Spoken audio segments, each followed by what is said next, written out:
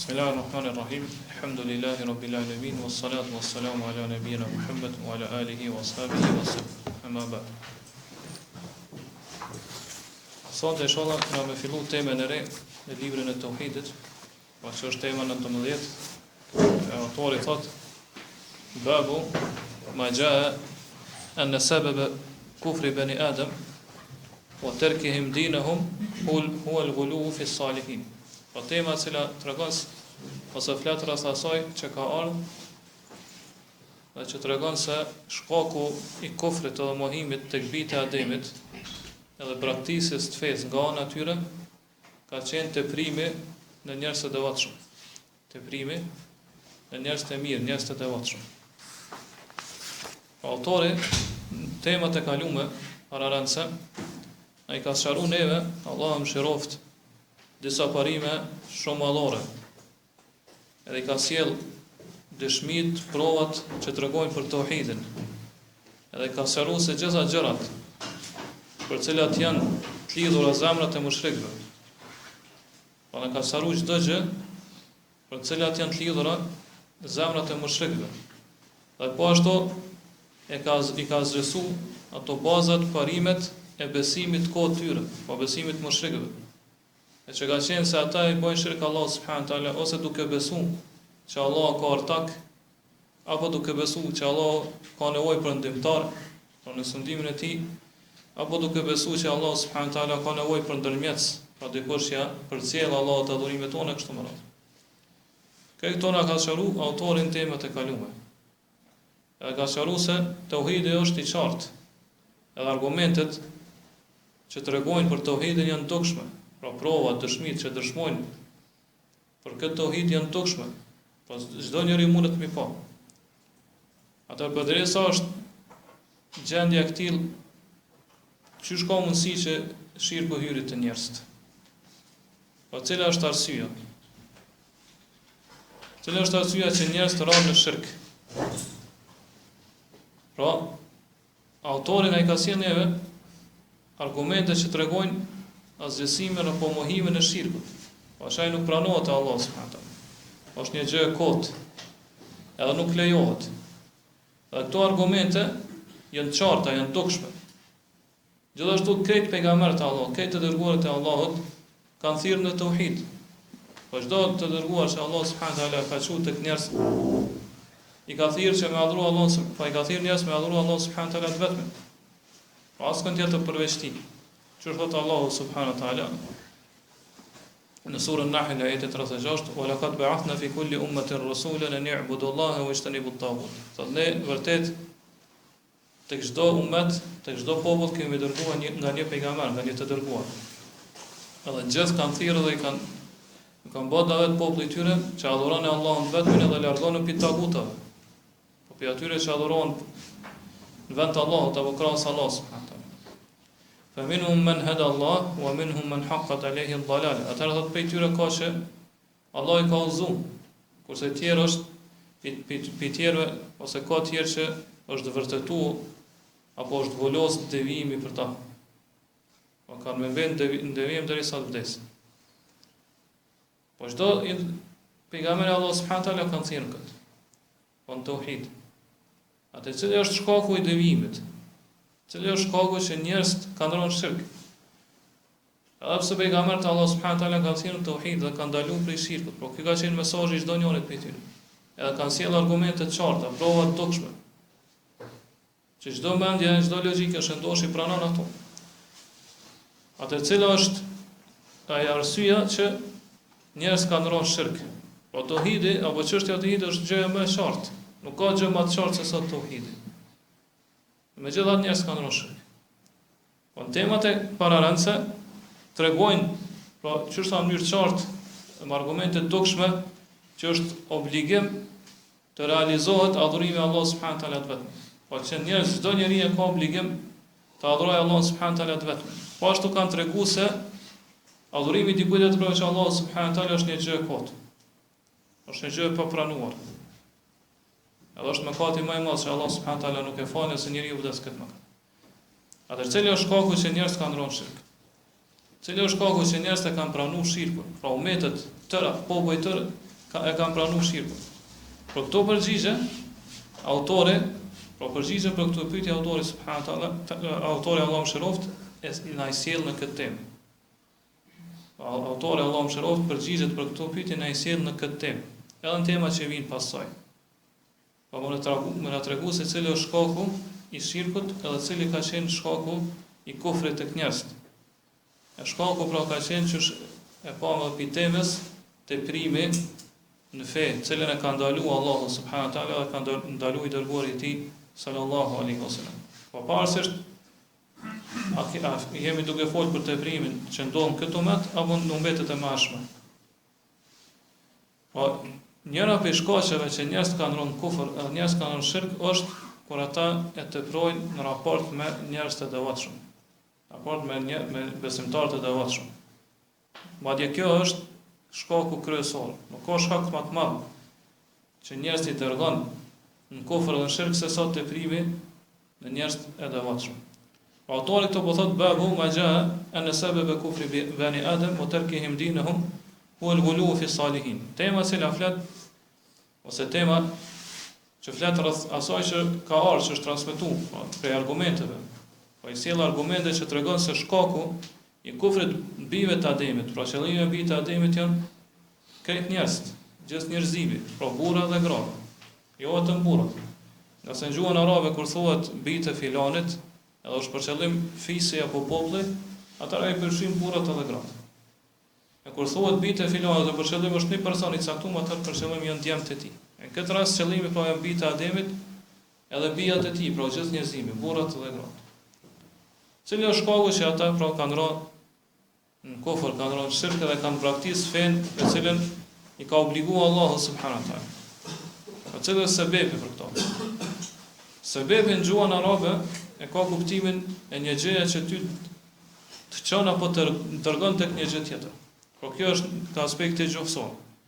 Çdo gjë që dërgon ty apo të çon tek një rezultat, tek një gjë tjetër, atëherë kjo është sebeb. Për këtë arsye në gjuhën arabe sebeb quhet edhe litari. Nga se njeriu me litar, për shembull, e nxjerr ujin prej bunarit, prej pusit. Allah subhanahu wa taala përmend këto edhe në Kur'an. Për shembull, kur thotë men kana yadhunnu an la yansurahu Allah falyamdud bi sababin ila as-sama thumma liyaqta.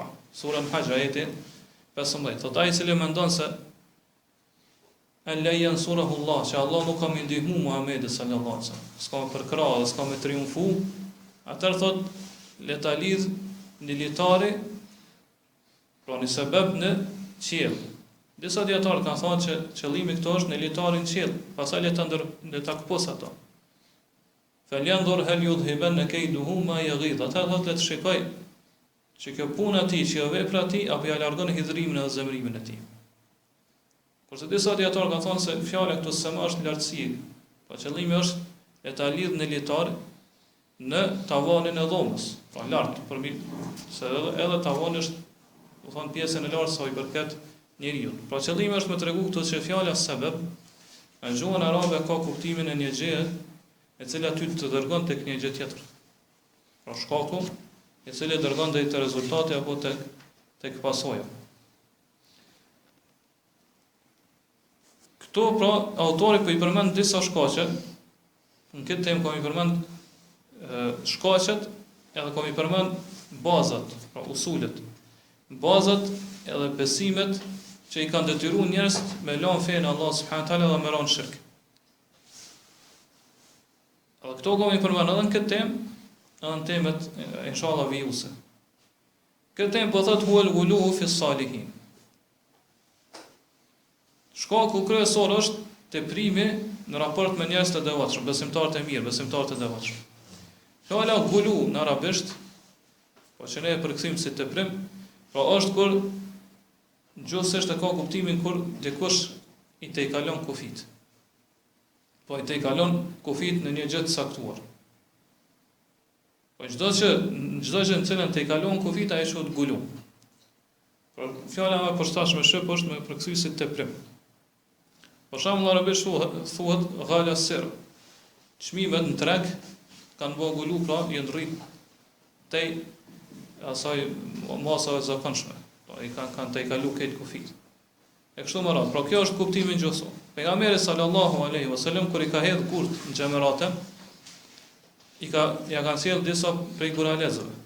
Edhe i ka vendosur pejgamberi sa më dorë dhe ka thonë bi mithli hadha farmu wa yakum wal gulu. Me guralez ngjashëm me këto hedhni gurt aty në xhamerate. Pra është një procedurë që kryhet gjatë haxhit. Edhe thotë keni kujdes edhe mos bëni në teprim, në ngulu, mos e teproni.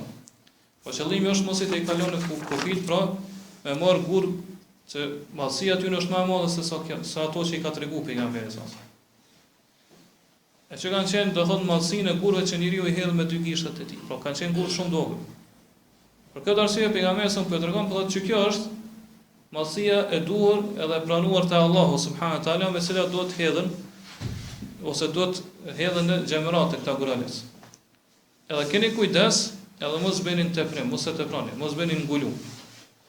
Por nëse dikush vjen ose vjen me disa gurales më të mëdha dhe i hedh aty xhamerate, atëherë e ka rënë teprim. Ose dikush ndoshta sjell edhe numër më të madh. Po ata që kanë shkuar në haxh e din.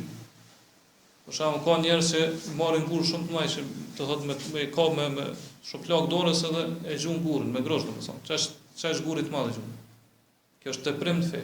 Ose gjun gur më shumë, gurales më shumë se sa çetohet. Po i gjun 7, pastaj i gjun edhe për shembull merr një kesë këtë komplet e gjun. Kjo është për teprimin të fe për cilës ka ndaluar pejgamberi sallallahu alajhi wasallam këtë rast. Po në përgjithësi në fenë Allah subhanahu wa taala, çush kemi marrë argumentet që autori sjell në këtë temë. Po pejgamberi sa këto bëu tregon kufinin që nuk do të i kalohet. Nëse të i kalohet ky kufi, atëherë është teprim në fenë Allah subhanahu wa taala. Po është gulu. Po kjo është edhe kuptimi i guluit në shariat. Po kur njeriu e shton më shumë se sa kufiri i cilën e ka ligjësuar Allahu subhanahu wa taala në një vepër apo gjë të caktuar. Po ashtu kjo quhet edhe tughyan. Po i ka dy shprehën në gjuhën arabe, ose gulu ose tughyan. Po te kalimi apo teprimi, me te kalu kufit. Po qëllimi këtu është teprimi në raport me njerëz. Pra me te kalu kufit kur ti flet për njerëz. Po ose nëse flet mirë për ta, po i madhron, apo flet edhe keq për ta. Po në gjuhën arabe edhe kjo quhet thana. Po që shkon hadithin që transmeton Buhariu dhe Muslimi, që ka kalu një gjenazë afër pejgamberit sallallahu alajhi wasallam dhe shokëve të tij kanë qenë aty dhe thotë që njerëz fa athnu alayhi sharrun, kanë folur për to fjalë të këqija, pra kanë përdorur fjalën thana. Po edhe kjo nëse flitet për dikon keq, po që e nënvlerëson ato, atë edhe kjo është ngulu. Edhe kjo është teprim, dhe kjo është e kalimi kufive. Kur dikush flet për dikon, e akuzon dikon diçka që ai nuk e meriton, ose nuk i takon atij. Pra akuza ndaj tij këtë rast është ngulu. Po nuk është ngulu teprimi pra vetëm në lavdrim. Mirë po edhe në çmim apo në vlerësim apo në akuzë. Edhe kjo është, do thonë gjuhën arabe llogaritet si ngulu. Kurse qëllimi me temën që ka sjellë autori është e para. Pra gului në raport me njerëz të devotshëm në lavdrimin edhe madhrimin e tyre. Kjo është qëllimi për cilën ka sjellë autori këtë temë. Po kjo është shkaku kryesor që njerëzit i ka hedhur në shirk edhe në kufër. Edhe që ata me lënë fen, me praktikë fen me cilën i ka urdhëruar Allahu subhanahu wa taala. Po i kanë të kalu kufirin obligativ cilën e ka vendosur Allahu. Kufirin e lehtëshëm cilën e ka vendosur Allahu subhanahu wa taala në respektin dhe lavdrimin apo madhrimin e njerëzve të devotshëm, edhe i kanë të kalu këtë kufi, edhe do thotë kanë rrosh shirk. Po i kanë bërë shirk Allahu subhanahu wa taala. Edhe kjo është origjina e shirkut tek njerëzit. Tek krejt popujt. Edhe te popujt e mëdhenj edhe te popujt e mëdhenj. Po pse kanë rronë ata në shirk? Për arsye se do thotë shirkun që bëhet përmes njerëzve të devotshëm është më afër shpirtave të njerëzve. Nga se shejtani e ka ardhur përmes soi dere edhe i ka hedhur ata në shirk. Nga se shirkun që e kanë bërë ata ja ka paraqit në formën e dashurisë dhe madhrimit. Po që çdo musliman ka obligim i dashur ai me respektu dhe me madhru njerëz të devotshëm, njerëz të mirë, pejgamberët e kështu me radhë. Ai përmes soi dere ka ardhur dhe i ka hedhur ata në shirk. Po duke u paraqit këtë shirk sikur se kjo është dashuri ndaj njerëzve të devotshëm apo ndaj njerëzve të mirë, ndaj besimtarëve të mirë. Është dashuri dhe madhrim ndaj tyre. Edhe kështu shejtani thotë i ka deviju, edhe ka ndronë kufër. Pra duke i ngrit më lart se sa pozita që Allah subhanahu taala i ka vendosur atë. Duke i kalu kufin këtë gjë. Autori po thotë salihun këtu përfshihet çdo kush i cili ka këtë cilësi. Pra salih mundet me kam për pejgamberëve, për të dërguara, mundet me kam për evlijave, për besimtarëve të devotshëm kështu me radhë. Për çdo umet, edhe për umeteve të kaluara, për këtë umet. Po salihun është shumë si fjalë salih. Salih është ai i cili në veten e tij ka mirësi. Po është besimtar i mirë, ka mirësi. Po fjala salah, kjo cilësi kur vjen Kur'ani dhe Sunet pejgamberit sallallahu alaihi wasallam vjen dy kuptime. Nganjëherë vjen kuptimin e mohimit të korrupsionit, pra të prishjes, të keqes. Vjen në kundërtën e saj. Pra salih është ai i cili qëndron kundër shkatërrimeve apo trazirave në tokë. Kundër prishjes që ndodh mesin e robërve. Është salih, pra ai që nuk merr pjesë në shkatërrime, ai që nuk merr pjesë në fesad që bëhen në tokë. Kjo është salih. E nganjëherë salih është ai i cili do thonë veten e tij nuk ka të këqija. Po është besimtari i devotshëm që nefsi i tij, do thonë shpirti i tij qëndron kundërtën e të këqijave, kundërtën e veprave të këqija. Pra salih përshkruajmë që është në dy kuptime. Po është salih në kuptimin që nuk bën shkatrime, nuk bën trazire në tokë, edhe salih është që në veten e tij nuk ka të këqija, nuk ka mëkate. Kush e ka këto dy cilësi, është salih te Allahu subhanahu taala. Me qëllime me salihun që është këto, që ka sjellë autori, janë ata cilët janë i thtarë të bindjes, adhurimit ndaj Allahut subhanahu taala, edhe sinqeritetit. Pra që janë sinqert në adhurimin e tyre ndaj Allahut subhanahu taala. Ata cilët ju kanë largu trazina, ju kanë largu shkatrimet, fesadit, edhe nuk kanë largu të këqijave me kate. Këta janë salihun. A salihun i përfshin dy grupe të njerëzve. Allahu subhanahu taala në përgjithësi njerëzit i ndonë në 3 grupe, pra besimtarë të fjalën. Të partë janë sabiqun bil khairat. Ata cilët prinë vepra të mira. Pra janë prijatar, ti prinë besimtarë. Gjithmonë janë të parë në vepra të mira. Për tyre janë muqtasid, janë mesatar. Muqtasid është ai që ndjek rrugën e mesme. Kush është personi i tillë? Është ai i cili kryen obligimet e Allahut dhe largohet harameve, largohet ndalesave. As nuk shton më shumë, as nuk bën, do thotë gjëra të rryra ose me kruhate kështu më radh. Kjo është muqtasid, e ka ndjek rrugën e mesme. Edhe është zalim li nafsi, është ai i cili bën padrejtësi vetes sina. Ai që e ka mbush veten e tij me mëkate, me gjëra. Besimtarë ndon këto 3 kategori. E fjala salih përfshin këto 2 të parat. Pavarësisht pa është prej atij që është sabiq bil khairat, pra që i prin tjerëve në vepra të mira, apo që është muqtasid që ndjek rrugën e mesme, pra që ju përmbat obligime dhe i lën të këqijat. Këto 2 kategori të besimtarëve i përfshin fjala salih. Pra çdo njeri prej këtyre është salih, e pastaj çdo njeri prej tyre ka edhe shkalla dhe nivele ndryshme që Allah subhanahu taala ka më vendos në xhenetin e tij. Tu po e shohim në këtë temë që ka sjellë autori, po e shohim që autori po ja bashkangjet ose po ja atribuon një gjë në këtë rast kufrin e bijve të Ademit, shkakut duke mos i atribuar Allahut subhanahu taala. Po shkaku është teprimi që ata e kanë bën raport me njerëz të devotshëm. S'pi atribuon Allahut këtë gjë, këtë vepër. Kjo çdo shej u themin Allahu shoftë është e lejuar. Nëse shkaku apo sebepi është diçka që dihet, është diçka reale, është do të ndaj shkaku diçka korrekte, saktë. Sidomos sot nëse ky shkak është i pohum dhe i vërtetuar përmes shariatit, po fesë Allah subhanahu taala teksteve të Kuranit dhe Sunetit, apo realiteti e dëshmon për to, apo thot njerëz e shohin që do thotë ajo është një gjë e vërtetë. Për shembull, pejgamberi sallallahu alajhi wasallam ka thënë laula ana lakana fi ad-dark al-asfali min an-nar. Po kjo është hadith që transmeton Buhariu dhe Muslimi. Por fol për axhin e tij Abu Talibin, për cilin do thotë kemi folur dersën e kaluar, Po sikur mos tisha unë, atëra I do të ishte në shkallën e fundit të xhehenamit, shkallën më të ulët të xhehenamit. Po këto pja tregon pejgamberi sa vetes, nga se kjo është një gjë e ditur që ja ka puha Allah subhanahu wa taala përmes haditheve, përmes shpalljes.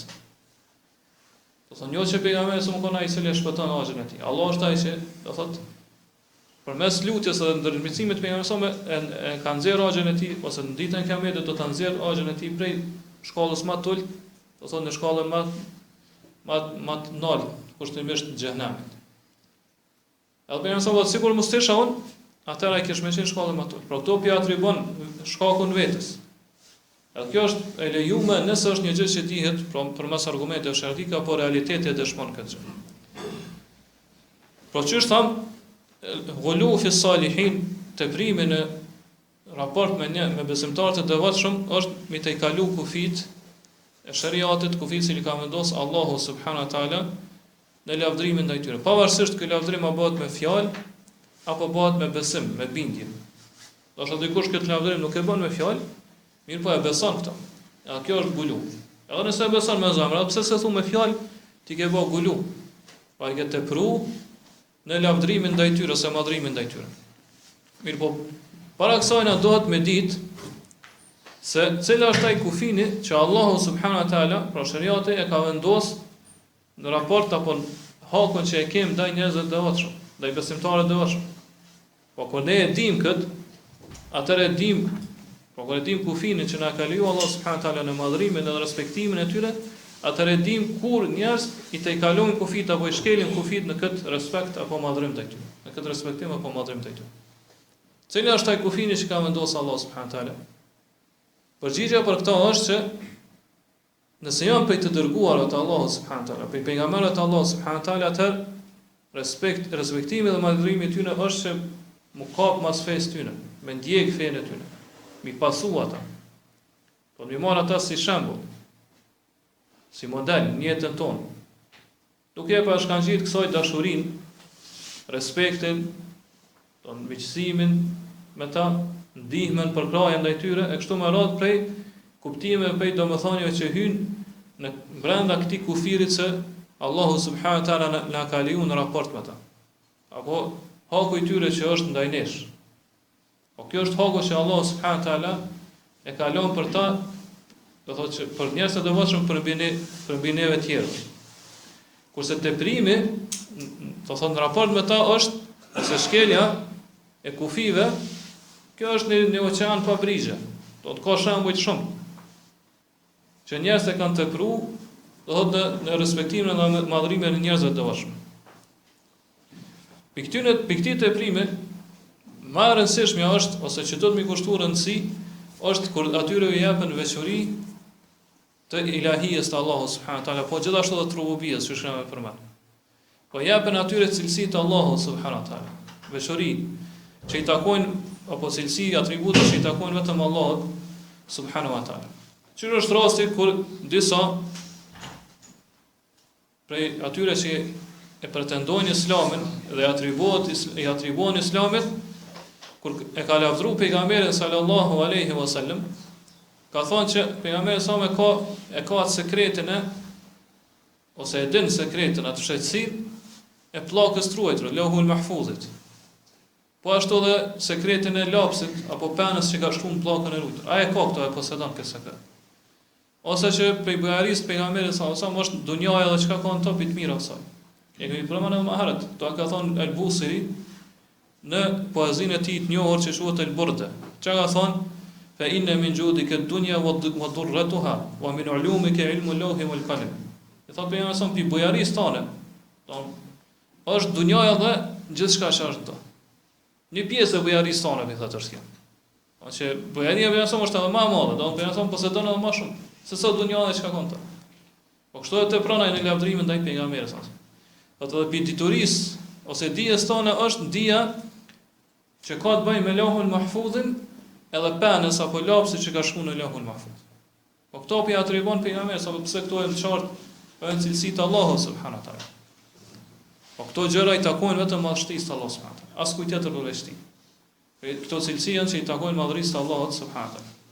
Po kjo është ai teprimi që e ka ndaluar Allahu subhanahu wa taala në raport me pejgamberin sallallahu alaihi wasallam. Madje ai, po ky person e ka tepruar edhe më shumë në lavdrimin ndaj pejgamberit në disa poezi tjera. Për shembull ka thonë law nasabat qadrahu ayatuhu 'udhman ahya ismuhu hina yud'a darisur ramami. Thot sikur ti përshtatej pozitës lartë pejgamberit sallallahu alaihi wasallam, do një mrekulli që ja ka dhënë Allahu, do një mucize.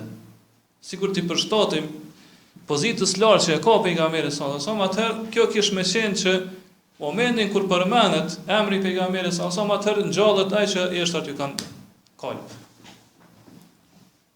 Po çfarë të prime ka bënë lavdrimin ndaj pejgamberit sallallahu alaihi wasallam. Po ky po thotë që gjitha mrekullit, gjitha mucizet që Allah ja ka dhënë pejgamberit nuk i përshtaten asaj pozitës lartë që e ka, madhështisë që e ka pejgamberi sallallahu alaihi wasallam. Nuk i përshtaten madhështisë tij. Nga sa është pozita e tij shumë e lartë. Pra këto hen edhe Kurani, që Allah subhanahu taala ka përmend në vend Kur'an librin e tij që është për mrekullive që ja ka dhënë pejgamberit. Allah s'kjo nuk i përshtatet pejgamberit. Atë Kurani është fjala e Allahut. Mirë po dietarët, po ata që kanë shkruar kësaj poezie dhe kanë treguar shirkun e madh që u thonë këto, thonë që te Esharit, ajo Kurani kur lexohet nuk është i njëjti Kur'an cilën e ka zbritur Allah. Pra ti është tjetër Kur'an. Prandaj sipas tyre edhe ky Kur'an nuk është mrekulli që i shkon për shtati pozitës lartë pejgamberit sallallahu alaihi wasallam. Po këto ky busiria po e tepron. Edhe në lavdrimin ndaj pejgamberit son po bën gulu. Apo thot sikur të shkonte për shtatës se ti për shtatë pejgamberit sallallahu alaihi wasallam donjë për mrekullive për nga madhësia. Po që ja ka dhënë Allah subhanahu taala pejgamberit. Udhman do thot për nga madhësia, sikur ti për shtatë ndonjë mrekulli pejgamberit sa më tërë. Kjo mrekulli kish me qenë kur në rastin kur përmendet emri pejgamberit sa afër një njeriu që ka vdek, edhe ju kalb eshtrat e tij. Pra i bëj hije plor, edhe momentin edhe kur i përmendet emri i tij ato tu bëhen bashkon edhe ai ringjallët. Po edhe vetëm që kjo mrekulli i përshtatës pozitës lartë pejgamberit sallallahu alaihi wasallam. Po kjo teprim nuk ka teprim më të madh ose pastit teprim. Pra, pikujnë ndodhë këtë të prim, ose kjo gullu ndodhë për atyre që adhurojnë tjerë përveç Allah subhanahu. Pra ata që ju drejtohen me adhurime me lutje pejgamberëve të dërguara të Allah subhanahu.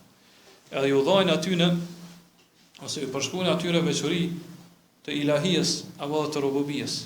Gjëra që Allah subhanahu nuk ka zbritur argumente dhe nuk ka leju që i më dhanë atyre, do thotë cilësitë këtilla. Kto i takojnë vetëm Allah subhanahu. Përkundrazi, po kjo është shirk i madh që njeriu në nxjerr për festë Allah subhanahu.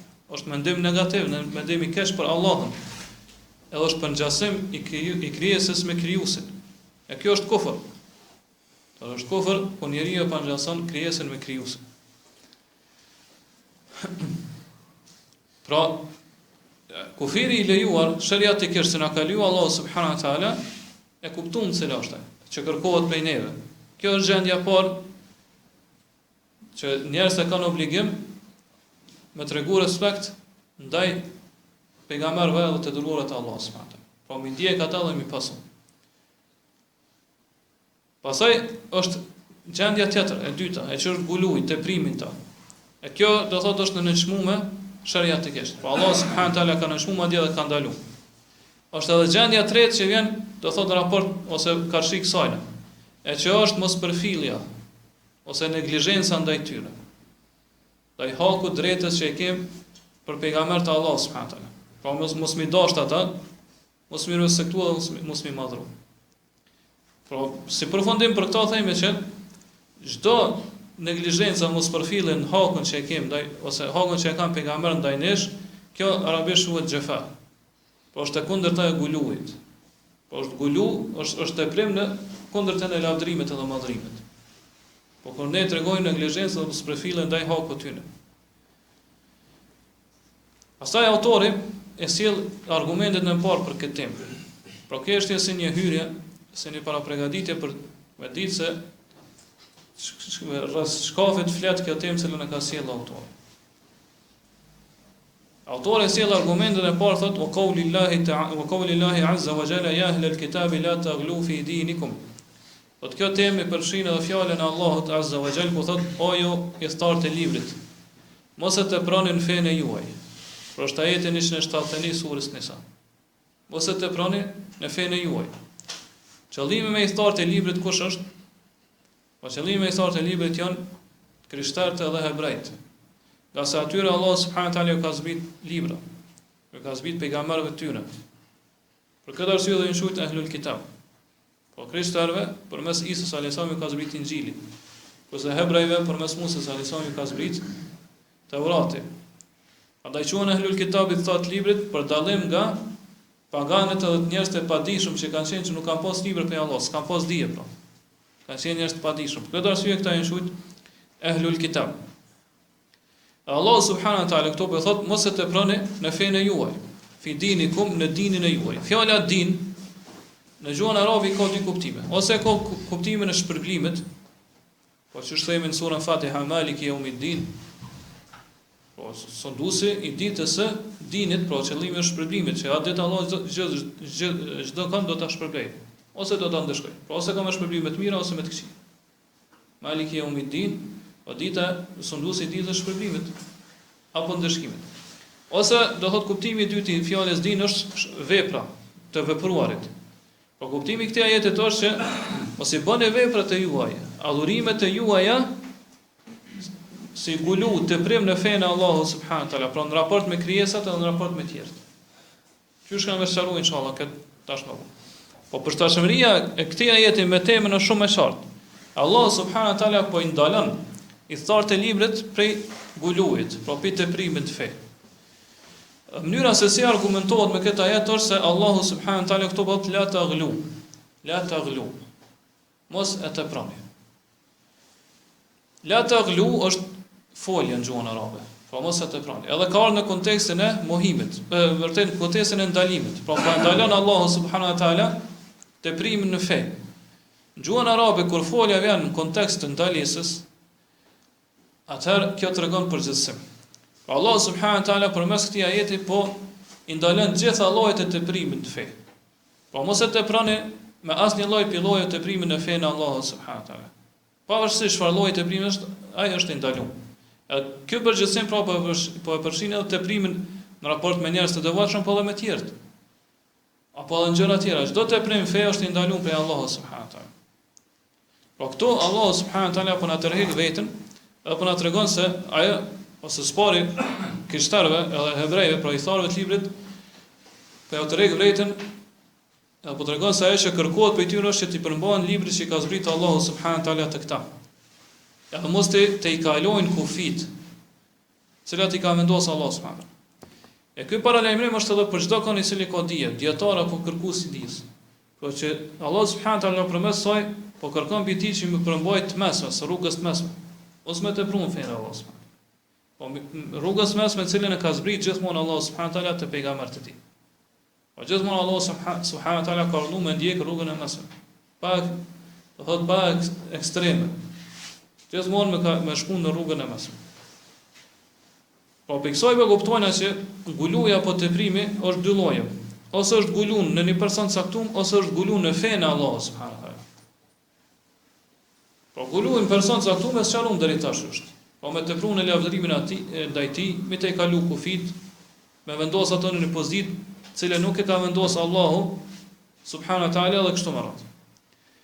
Kurse guluji në fenë Allahu subhanahu wa taala është kur njeriu shton diçka më shumë se sa kufiri i lehtëshëm që e ka vendosur Allahu subhanahu wa taala. Për shembull sa i përket adhurimeve. Po shton në sasinë e tyre apo në formën, mënyrën që i praktikon ato. Nëse shton më shumë apo ndryshon formën, vjen me një formë të re, atëherë kjo është gulu, teprim në fenë e Allahut subhanahu wa taala. Për shembull është ngjarja aty në 3 personave që kanë ardhur dhe kanë pyet Aishën radhiyallahu anha, kanë pyet për adhurimin e pejgamberit sallallahu alaihi wasallam. Ka thonë na e përshkruaj, mos e ti e gruaja e tij, e njeh pejgamberin sallallahu alaihi wasallam, na përshkruaj çysh e adhuron Allahun ai gjatë ditës së natës, pra brenda 24 orëve. Edhe ajo ja ka treguar. Atyre ka dok pak. Po që pejgamberi son po bëj ka pak adhurim. Po kjo çështje atyre që teprojnë fenë Allahut subhanahu wa taala. Po që nuk mjaftohen me argumente. E dohet që tjerë nuk u bojnë kurrë për fenë Allahut. Ajo ka dok pak që. Mirë po, ata duke pas mendim të mirë, do thotë respekt, madhrem ndaj pejgamberit son ka thonë ku jem na në raport me pejgamberin. Alladhi ghufira lahu ma taqaddama min dhanbihi wa ma taqaddama. Ati ju kanë falë gjunohat e kaluara dhe të ardhmet. Kështu që na duhet të mashtu më shumë për adhurime. Edhe ka thonë njëri amma ana fa usalli wala anam. Njëri ka thonë unë kam u fal gjatë natës dhe kur s'kam me flet. Pra natën kur s'kam me, këtë natën kam e kaluar në adhurim. Tjetri ka thonë amma ana fa asumu wala uftir. Tjetri ka thonë unë kam agjëru dhe kur s'kam me bëj iftar. Po qëllimi është që kam agjëru çdo ditë. S'kam me hangër, do të gjitha ditë kam i kaluar në agjërim. Kurse tjetri ka thonë amma ana fala tazawwaju nisa. Tjetri ka thonë unë s'kam u martu kurr. Ose në transmetim tjetër thotë fala akulu lahm, s'kam me hangër kurr mish. Po kam privu vetëm për këtyre të mirave që i ka zbritur Allah subhanahu wa taala tek njerëz. Kam privu vetëm për këtyre. Kur kanë dëgjuar pejgamberin sa për këto fjalë tyne, ata u zbritë dhe kanë marrë në fjalëm. Kanë çfarë gjëja disave që po thonë kështu dhe kështu. Edhe ka thonë amma wallahi inni la arju an nakuna a'rafukum billah. A'rafukum billah wa akhshakum lillah. Pasha Allah thot unë jam ai që më së miri të një Allah për jush. Po kam një dije më shumë të Allah për jush. E di sa do thot sa ka hak Allah subhanahu taala me adhuruat. Edhe që më shumë të frikson Allah subhanahu taala për jush. Edhe pastaj thot pejgamberi sa unë ha do thot fala edhe flaj. Usalli wa anam. Fala në pjesë natës, në pjesë natës flaj. Wa asumu wa uftir, agjeroj edhe nuk agjeroj. Pra agjeroj disa ditë tjera nuk i agjeroj. Wa tazawwaju nisa, edhe i martoj gratë. Por nuk e prijoj vetëm mbi këtyre të mira, atë Allah subhanahu taala. Që i ka zbritur Allahu për njerëz për robët e tij. Wa man raghiba an sunnati falaysa minni. Thotë ai që ja kthen shpinën sunetit tim nuk është për meje. Por këto pejgamberë sa më kanë ndaluar këta pikë të teprimin fen Allah subhanahu taala. Edhe ka treguar cila është rruga e mesme. Rruga e pejgamberit sa son po edhe gjithë pejgamberëve të Allahut që kanë qenë më herët. Po që njeriu nuk i lejohet me tepru në fen e Allah subhanahu taala. Ai që mediton rreth gjendjes të iftarit të librit, asaj se çana ka treguar Allahu subhanahu wa taala pe lajmeve të tij, pe lajmeve të tyre, po të kaluamën e vren qartë që vërtet ata kanë bërë teprim sa i përket, po kanë bërë gulu sa i përket njerëzve besimtarë të devotshëm që kanë qenë mesin e tyre. Për ty në është guluj që krishterët e kanë bërë për shembull në Isa alayhis salam. Edhe nanën e tij, po edhe në Havarijunt, pra shokët e Isës. Pra ata i llogarisin si njerëz të shajt, ose Isën si biri i Zotit, ose që është njëri i pitreve për i trinisë kështu më radhë. Po ashtu edhe Havarijunt i llogarisin si njerëz të shajt, do njerëz të pagabushëm. Teprim, do të thotë që e bojnë tek njerëz të devotshëm. Po ashtu për teprimit që e kanë bën fen krishterët është edhe murxhizmi, cilën kanë shpik. Që është thëtë Allahu subhanahu taala wa rahbaniyatin ibtada'uha ma katabnaha alayhim. Thotë edhe murxhizmin ata e kanë shpik, se u kanë bë obligim na. Po izolimin që e bojnë ata në për manastire, edhe do thotë kohën, mundohen që këtë kohën me kalu në adhurim ndaj Allahut subhanahu taala. Edhe nuk kanë kontakt shumë pak me botën e jashtme. Po as nuk martohen kështu me radhë. Për murxhizmi thotë Allah subhanahu taala është për teprimit që e kanë bërë ata në fe. Allah nuk ja ka bërë obligim atyre. Po ashtu do thotë tek hebrejtë shohim teprimin që e bojnë në Musa alayhis salam. Po ashtu në Uzairin që i thonë biri i Zotit. Po ashtu edhe në rabinat që i kanë pasë udhëhesë atyre, apo dietarët e kështu me radhë.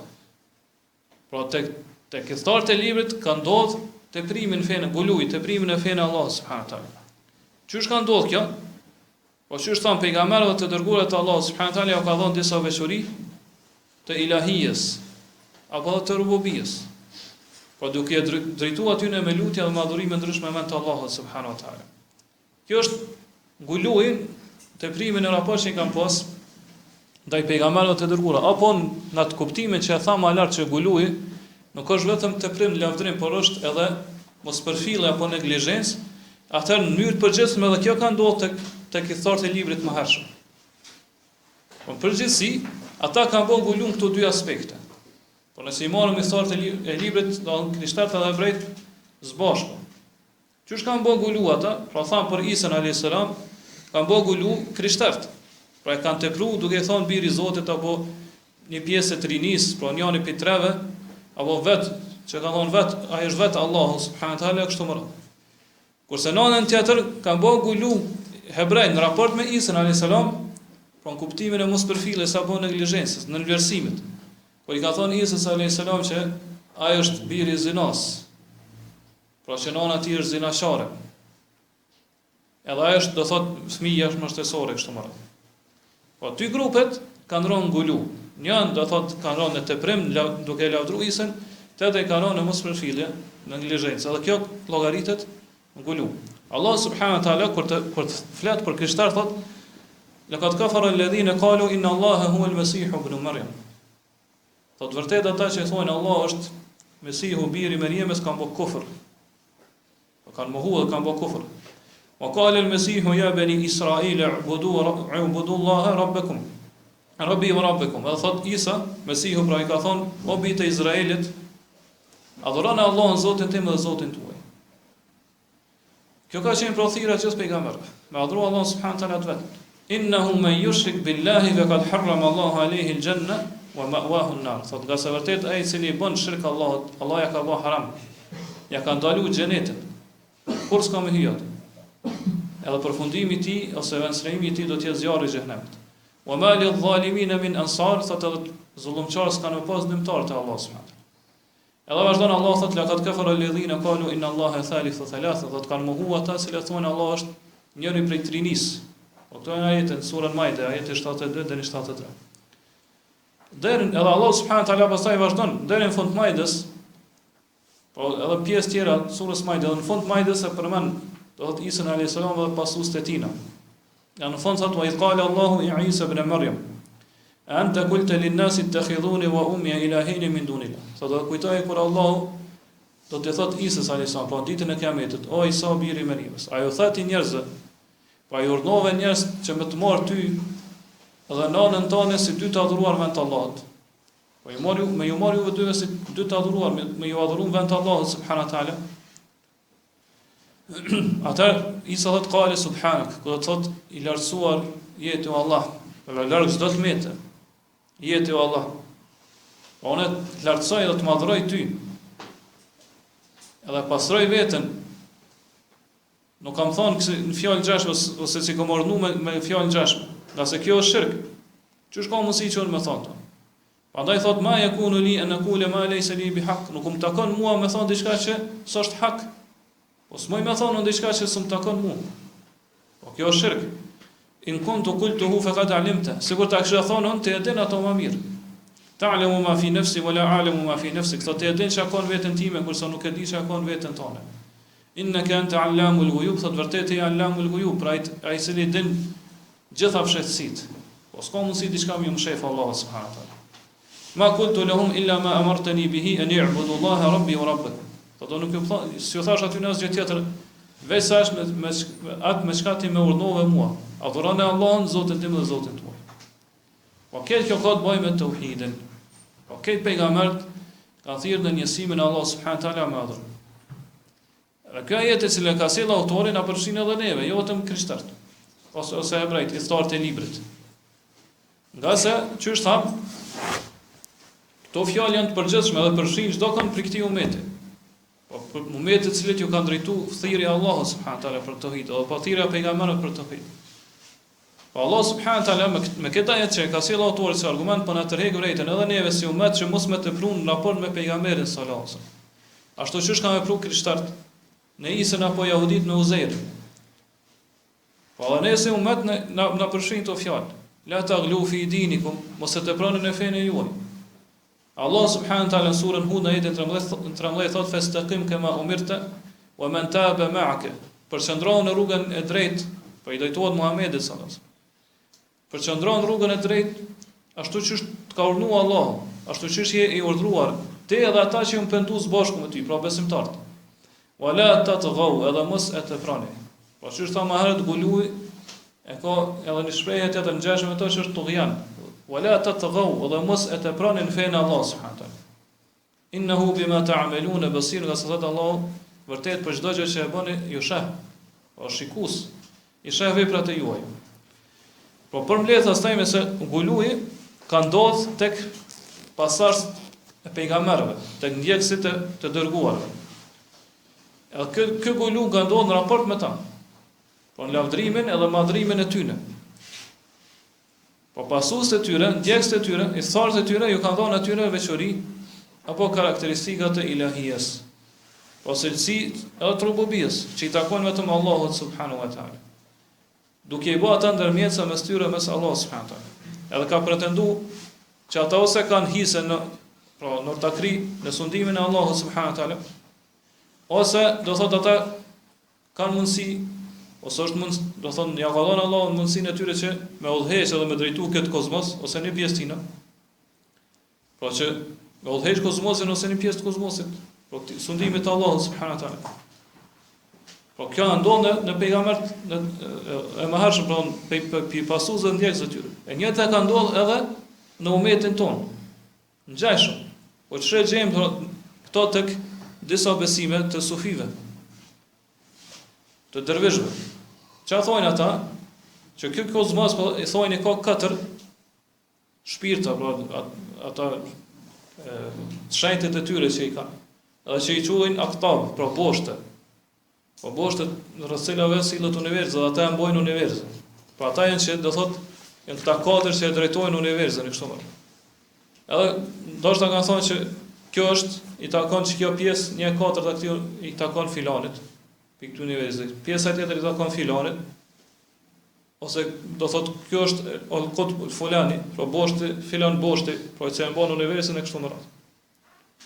Pra këta dervish, pra sufish janë, ja ka dhënë shehave tyre, apo njerëzve që ata i kanë konsideruar si devotshëm, njerëz të mirë, një pjesë të rububiyes të Allahut, zotrimit të Allahut subhanahu wa taala. Zbashëm me këta ja ka dhënë edhe një hise, një pjesë të ilahijes. Pra i kanë adhuruar ata në vend të Allahut subhanahu wa taala. Ju kanë ofruar atyre me adhurime ndryshme, ose me thirrje të qurbanit, ose me kërkim ndihmës, ose me përulje, me nështrim, me dashuri, me mbështetje, me shpresë, me frikë, apo me frikën e fshehtë. E kështu më radh pilloje ndryshme të zemrave, po pilloje ndryshme të adhurimeve të brendshme të zemrës dhe adhurimeve të jashtme. Por ja kanë kushtuar diku tjetër përveç Allahut subhanahu wa taala. Prandaj edhe Sheikhul Islami thot: "Wa man tashabbaha min hadhihi al-umma bil yahudi wan nasara wa ghala fi ad-din bi ifratin fihi aw tafrit wa dhahahum fi dhalik faqad shabahahum." Prandaj thot çdo kush pikë këtij umeti që imiton krishterët dhe jehudit, edhe të pron në fenë Allah subhanahu wa taala. Po me dy lloje të gulujt thon, ose teprim ose neglizhencë. Po dy llojet e ekstreme. Sa të i përngjason atyne, ata e llogaritë që i ka imituar ato. Llogaritë që i ka imituar, është i ngjajshëm me ta. E thot kel khawariji el mariqin min el islami alladhina kharaju fi khilafati Ali ibn Abi Talib radiyallahu anhu. Thot çush është rasti me khawarisht, cilët kanë dalë prej islamit, thotë janë ngrit kundër Ali ibn Abi Talibit radiyallahu anhu. Wa qatalahum hina kharaju ala al-muslimina bi amri nabi sallallahu alaihi wasallam. Thotë kur ata janë çu kundër muslimanëve, pra i kanë rënë musliman, thotë Aliu i ka luftuar ata me urdhën e pejgamberit sallallahu alaihi wasallam. Ose pejgamberi ka urdhëruar mi luftuar ata.